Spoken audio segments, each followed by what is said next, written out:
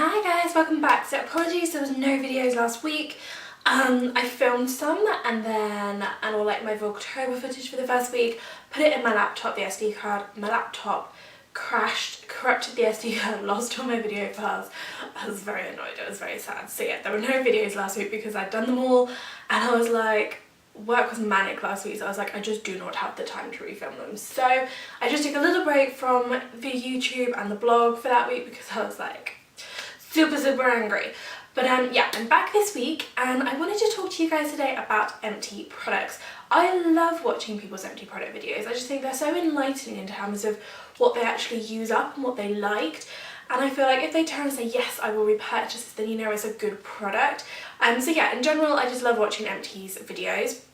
So I've got some empty products for you today and they are some actually quite interesting products. I seem to have run out of a lot of things all at once, which is quite frustrating. And they're all kind of like makeup-y type bits, which doesn't happen that much, apart from the usual things like foundations and concealers. But yeah, I'm going to run through some of those pieces with you today. I have a fair few, so yeah, I'm going to run through those pieces with you today. I have a fair few, so I'm just going to stop rambling and get on with it. Now the first is a skincare piece and it's the only non-makeup piece.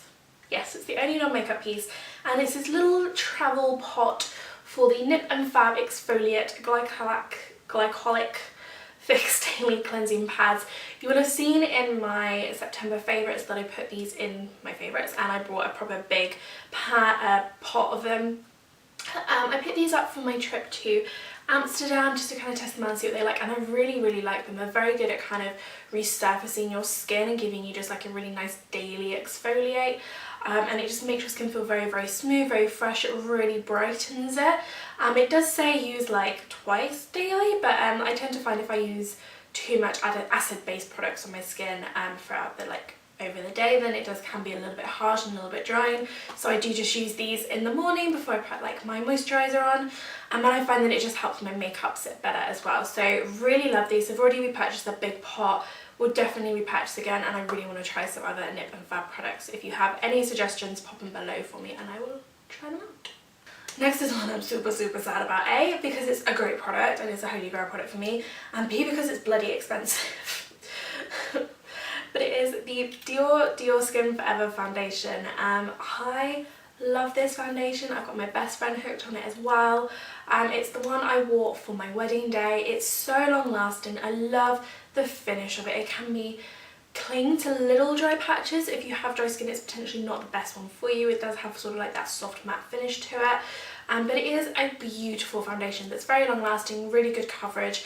I will be repurchasing this, however, this was a little bit light for me. I just have really bad experience in getting sort of matched for foundations when I go into a store, and I don't know, I'm guessing it's because the lights in there are so harsh and white that they can't tell, but this was too light. My Nars Sheer Glow is really dark, so I would always mix that with this, or at the moment I'm mixing it with like a white highlighter to lighten it up a bit, because I love that foundation. It's just a little bit too orangey dark for me. And I'm always like, I thought you guys were meant to know what you're talking about here. You're meant to be able to skin match me, and you can't. So I think that's why, but also I have quite neutral toned skin. I'm not like particularly cool or warm toned, and I think it's quite hard to find a foundation that's neutral toned, especially in the drugstore, but the high-end sort of things I would think they would have something. But anyway, I am going to repurchase this. My friend has actually got a couple of tester pots of slightly darker shades. Like this is 010, which is the lightest shade, and I mean, I'm not like porcelain skinned, I'm not the palest person in the world, so I was a little bit surprised at that. So we've got like the next one and the next one I think in little tester pots, so I'm going to test that out and see what shade I am, and then I will repurchase it on that shade, because this is just a touch too light for me, but it is a beautiful foundation and I will be repurchasing it. And both my concealers ran out at the same time. Thank God I have backups already. So there's the Collection Lasting Perfection Concealer. I mean, it's about time this one went, if you can even see that packaging. But it's the one I use for like blemishes and like redness and things like that. Beautiful concealer. Really good coverage, very long wearing. I don't use this so much under my eyes because I find it's just a little bit too thick, so it creases a little bit easier, but it's perfect. And yes, I have already got a backup of this. I have it in the shade Cool Medium. And then The other one is the Rimmel Match Perfection. Again, I have like, I think I have like 2 or 3 of these floating around anyway. I'm probably not going to repurchase these once the others have run out, just because like I like how it brightens under the skin, but I do find that it doesn't wear as well as it should.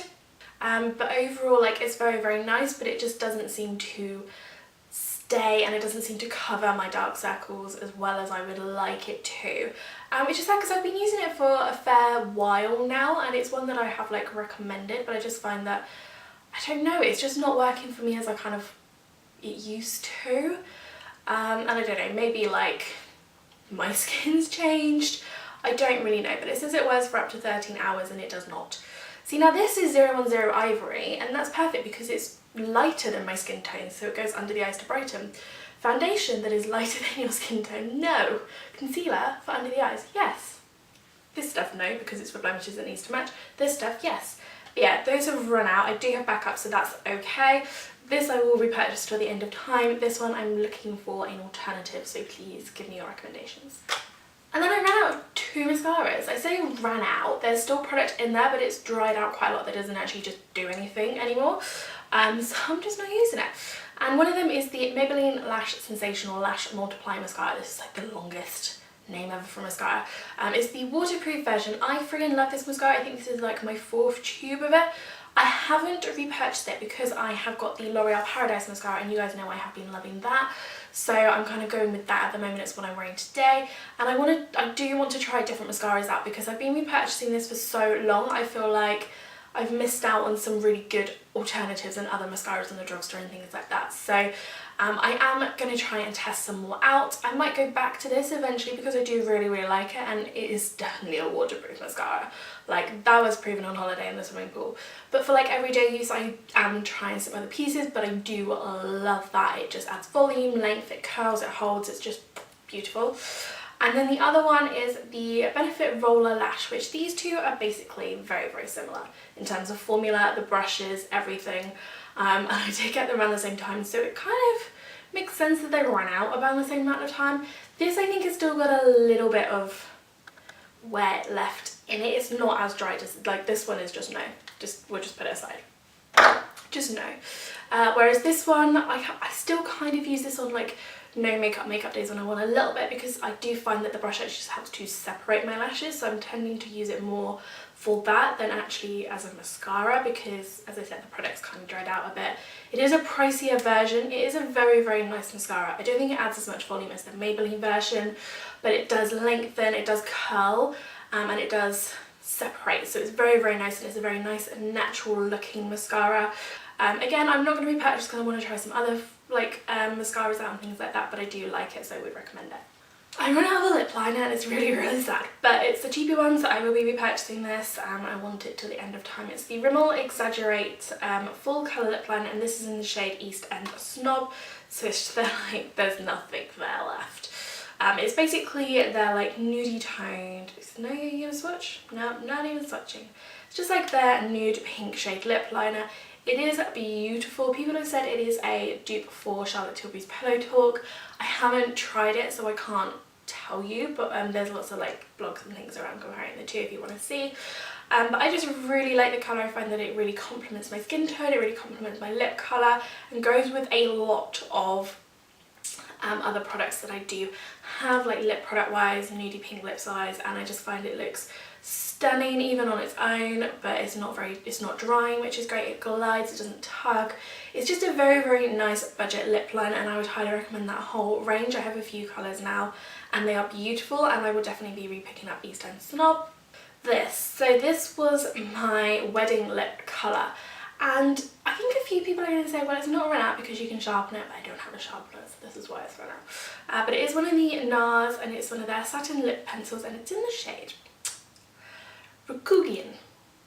I think that's how you say it, I'm not sure, but it's just a very beautiful, like, it's gone guys, but it's just a very beautiful, like, no, it's not happening, ow.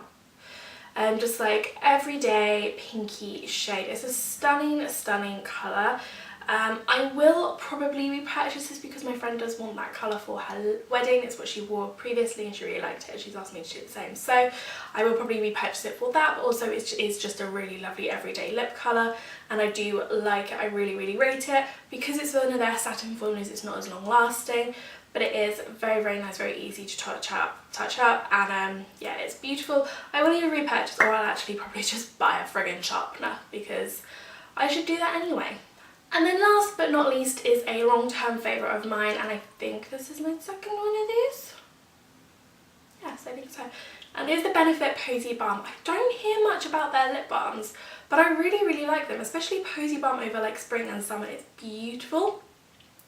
It's just a very, very nice kind of hydrating tinted lip balm. Like I can still get like a little bit of product, but not much. And I think this is the first time I've ever used a lip balm down to the snub. Like I'm not that into lip balms that much, which sounds really, I should be because I wear lipsticks all the time, so I should be looking after my lips. But a lot of them are like, I don't like the smell, I don't like the taste, I don't like the feel, they're too thick, they're too creamy, I feel like they haven't done anything. Like I'm very, very, very fussy with lip balms. But I just really, really liked these and I love the fact that they had a little pop of colour to them as well. It's very like subtle colour. But this is stunning. Like you probably won't be able to see this, but it's just a very nice, beautiful kind of peachy spring shade. Very, very natural. It's very hydrating. I love how it feels on the lips. It just kind of glides on. It's not uncomfortable. You don't feel like you're wearing something thick and creamy and hydrating. You just feel like you're wearing a normal lipstick. And I really like them. I have the Benny Balm as well, which I do like. I don't like it as much as the Posiebalm just because of the colour, I think. So I'm trying to use that up before I buy another one of these, because this is definitely more like spring, summer, but I would definitely be repurchasing next year when it comes to those warm-ups because I think it's gorgeous. And that's everything. That is all of my empty products for the moment. Please let me know if you like this video by giving it a thumbs up, and I'll make sure that next time I have a bunch of empties I will do this again for you. If you're new to the channel or you haven't yet done so, please subscribe. It would make my day. And yeah, I will see you all again for Thursday's video, which is the next installment of the lip series. If you haven't seen the first one, I will link it below for you. But yeah, I will see you all then. Bye.